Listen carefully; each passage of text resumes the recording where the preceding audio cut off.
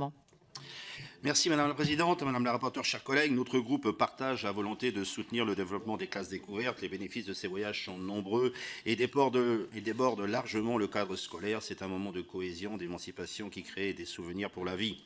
Sur le plan pédagogique, les classes découvertes revêtent une dimension ludique indéniable et contribuent à la réduction des inégalités sociales. J'ai moi-même participé à de nombreux encadrements de ces déplacements. J'y ai sans doute perdu un peu de mes cheveux, mais je ne regrette pas parce que je vois encore aujourd'hui ces jeunes et le retour qu'ils ont devenus adultes me conforte dans l'intérêt de ces classes découvertes. Pourtant, les freins sont nombreux aujourd'hui et entraînent parfois des réticences sur ces classes découvertes du côté des académies, des enseignants et aussi parfois des familles.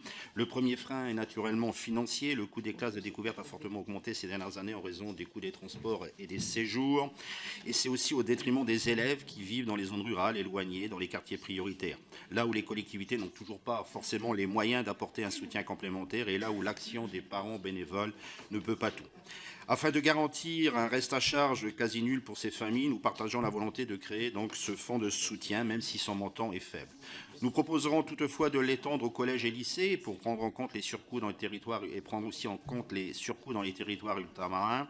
S'agissant de l'indemnisation des enseignants, nous y souscrivons, bien que sceptiques de passer par le cadre du pacte enseignant, dont nous contestons un peu la philosophie et les résultats.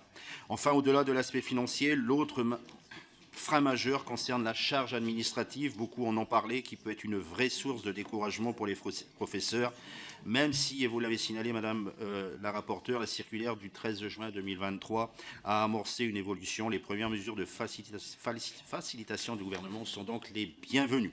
Donc notre groupe soutiendra cette PPL et nous saluons la pertinence de la démonstration qui a été faite par la rapporteure pour nous convaincre d'y souscrire. Merci. Merci, monsieur le député.